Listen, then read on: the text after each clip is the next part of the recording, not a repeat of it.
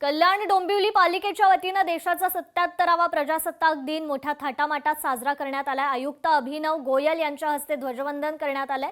तसेच केडीएमसीचे सफाई कर्मचाऱ्यांचा या ठिकाणी गौरव करण्यात आला। या कार्यक्रमाला अधिकारी वर्ग, कर्मचारी वर्ग तसेच नागरिक देखील उपस्थित होते।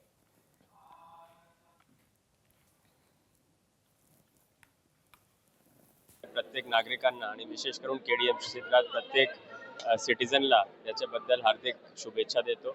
आपल्याला माहित आहे की आज आपण संविधान जे आहे आपला त्याची सुरुवात केली होती आणि त्यानिमित्त प्रत्येक नागरिकांनी संविधानाचे जे मूलभूत आधार आहे त्याला त्याच्या स्वतःच्या जीवनामध्ये ते उतरून काम करावं आणि देशासाठी आणि राज्यासाठी काम करावं असे मी या ठिकाणी त्यांना आवाहन करतो।